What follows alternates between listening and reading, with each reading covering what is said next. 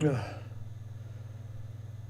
Whew. I really got to stop filming these in the middle of the night.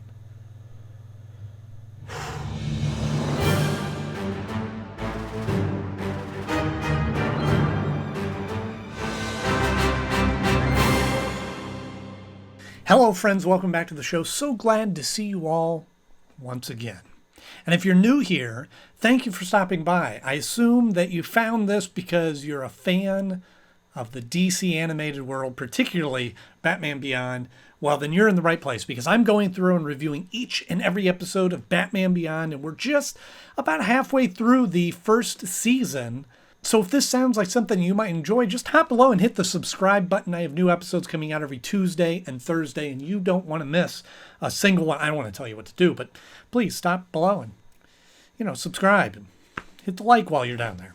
Because today we're talking about the episode The Winning Edge, which originally aired on April 11th, 1999. Now, boys, don't crowd. There's plenty for everyone. It seems like most kids' shows had to have an episode about drug use, and this is the episode for Batman Beyond, where they're dealing with a interesting drug. Not interesting in the sense that it's good, but it's a bad thing, but it's an interesting way that they tie the drug into a past villain of Batman. But I'll tell you all about that right after our 60-second Blight Bomb rundown. Blight Bomb. That's not easy to say. I'm going to give you a complete synopsis of this episode in 60 seconds or less. Probably not, but I'll do my best. I promise. Here we go. Batman takes down the Joker gang once again, and then the next day in class he's sleeping and he gets a demerit, and he has an electronic file sent home to his mom, and he gets grounded and he can only work with Bruce and go to school, and that's such a challenge. And then his girlfriend, even though he's tired, talks him into going to this game. They go to the game and they see that some of the players are putting on these slappers that are giving him extra strength, and he starts looking into that a little bit more. And then Batman breaks up this robbery, which is by a couple of teenagers, and they call one of them Mason. He goes, oh no, that's bad. And so he gets some of these slappers, takes them home, and his mom sees them and thinks that he is also doing the drugs, but he's not. He manages to get one away. He gives it to Batman or Bruce Wayne. Bruce Wayne studies it and goes, oh, it's Venom. That's Bane. You got to go. So he goes to this nursing home, finds Bane, who's just not there at all. And he goes, well, it can't be him. Somebody else has got to be making this. So he sees the drug deal about to happen from the players, and he puts a tracker on them, stops them, and then goes back to the factory. I had a good rhythm going, but just wasn't quite fast enough. He follows the tracker to the factory and finds the guy that's making all of these drugs, and he slaps on a bunch of these slappers, and he's big and strong, and he starts fighting him, but he throws him in there, and he falls into the machine. Then he gets put on a bunch of the overdose of the drug, and then he goes back to Bruce Wayne, who goes to his house and says, yeah, it wasn't him. He was studying this for me, or blah, blah, blah. And then they look over, and Terry's asleep. Da-da-da. In fact, you're the sorriest bunch of losers I've ever seen. Yeah, this episode starts out with the Joker gang, which I like as another themed villain group, and also that they kind of recur, which I think is funny that the Joker was always like the primary villain of Batman. It always went back to the Joker. And in the future, the Joker has just been reduced to this kind of almost goofy kind of gang that really doesn't put up much of a fight at all to Batman. I could have some laughs with this. And I think that little element there was just a way of getting illustrating Batman out fighting crime and then being tired during the day. These late nights too much for you? Which I think brings up a really interesting element to the story that I don't think is talked about a lot, that I think about every now and again, is that we have these superheroes that, particularly Batman, that fights crime at night and then has a day life or a persona that he maintains during the day. Now, of course, with Bruce Wayne, he was just this billionaire playboy, so he could sleep in as late as he wanted, I guess. But now we have Terry, who is a high school student, and he has to get up and go to school and has homework and has these things to do. And we kind of delved into a little bit with Robin and his story in there, but I like that they illustrate that in this. Yeah, these superheroes are, feeling this obligation to stop crime and do good, but then they still have to maintain a normal life. And in some ways they have to pay for this. You know, we kind of fall back on these superheroes being millionaires or having a lot of money and things like that. But in Terry's case, he works for Bruce Wayne, so I assume Bruce Wayne is paying him well. Good work. But that doesn't get him out of having to do schoolwork and having his responsibilities in school and a social life, as we dealt with in the last episode. Don't be such a spud. You need some excitement in your life. And so that's not an easy balancing act. And I know with Superman, he's worked at the Daily Planet, you just jump out the window and fight crime during the day. But here in Batman's case, it's like most of his stuff happens at night. And then the next day we see him up and doing his stuff. But in Terry's case, he's got to go to school, which causes him to get in trouble for sleeping in class.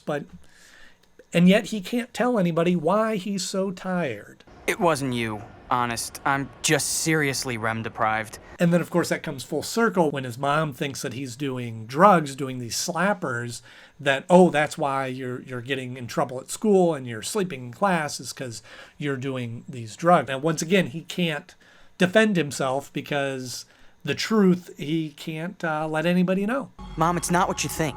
The lies, the poor grades, the unexplained absences. We've seen this sport a couple of times, and I don't know what the name of it is. They just keep saying the big game or let's go to the game. And if you know what this sport is, let me know in the comment section below. Typically, I'm not a big sports, well, I shouldn't say typically. I'm not a big sports fan. So these kind of stories that center around sports or athletics never really are much of an interest of mine personally. But the sports element to this episode is really just a motivator for the true plot device of this, which is the steroids. Is basically what the slappers are, and steroids are typically go hand in hand with sports or athletes that are trying to up their game or perform better at a higher level. Oh, I can't even get through practice without a slapper. But I do think it's interesting that they show this happening a lot where sports in the future are real high tech and different and flying and floating around, doing all this different stuff. You can tell I'm not a sports fan, but in reality, sports really has not changed that much over the years. I mean, in the last 100 years, football is not that much different than it was when it started. They have more padding. There's more rules. There's more, frills around it. But at the end of the day, it's still trying to move the ball from one end of the field to the other, right? That's how football works. Yeah. My grandmother can hit harder than that. Same thing with basketball, baseball, all those games, like the early iterations of them are not different. So I look at this and I go, yeah, but 50 years from now, I don't assume that football is going to be much different, or basketball or any of these sports. You know, I think the look of them might be a little different, nor are there many like new sports that are invented that take hold in popular culture. But I don't know, who's to say? Maybe if you're watching this video and it's 50 years from when I made it, please correct me. Tell me I'm wrong. What kind of a bonehead pass was that? One of the issues that I have with this episode is, why is all of this happening?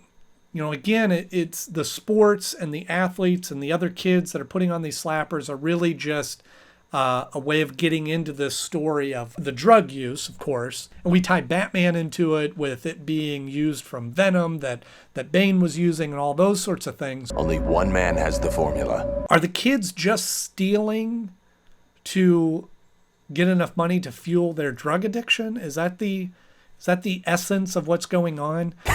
Slamming, Mace! For me, there isn't really a set villain in this. The drug, the slappers, the drug, the steroids is the villain, is the adversary, and what that product does to these people. And so in that case, I do appreciate that they went that direction of the story versus, oh, it's Bane Jr. Again, they found a different way of introducing the same element from a past story into this story, but it feels like there's just a lot of things happening that really the essence of the episode is don't do drugs.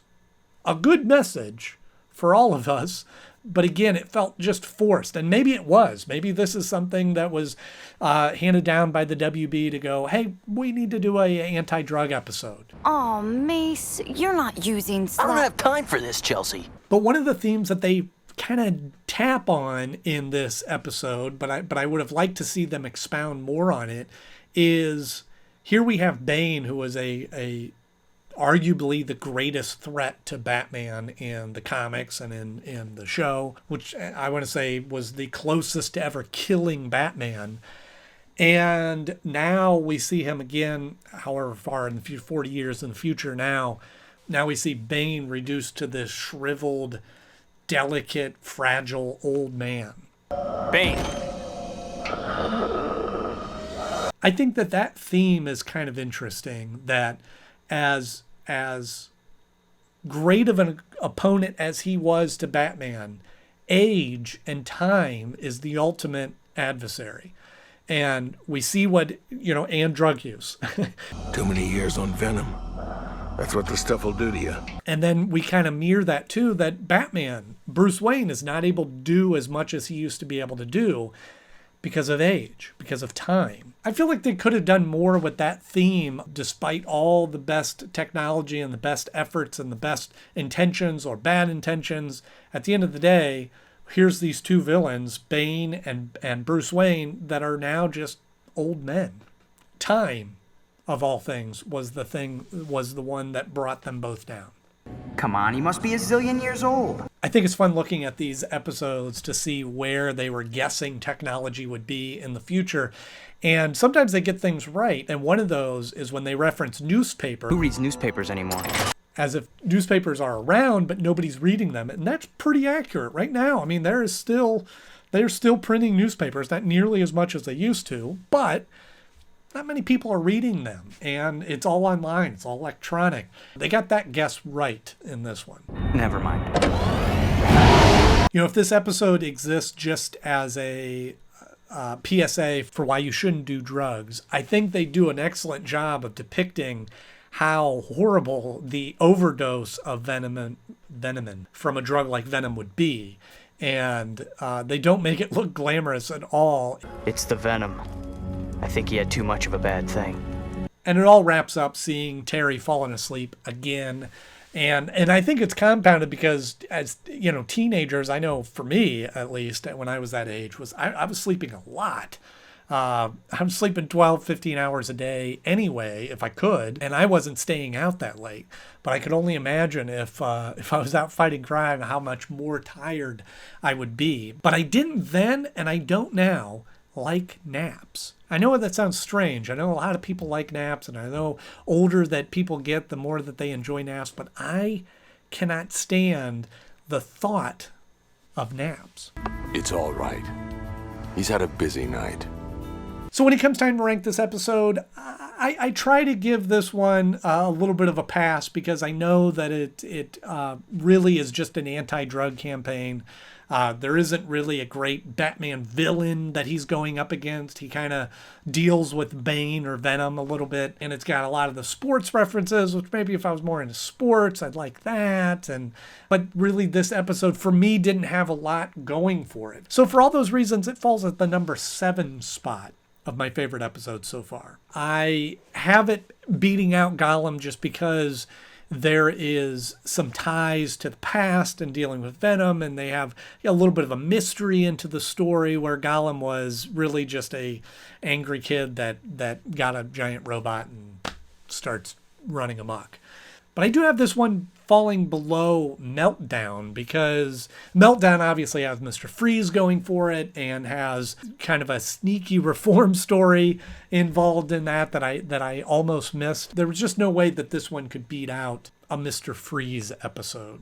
So that's where it falls in my list of favorite episodes so far. I'll kill you! So I know this was something that they did a lot, especially in this time period, but what's your favorite anti-drug PSA that you can remember from the cartoons?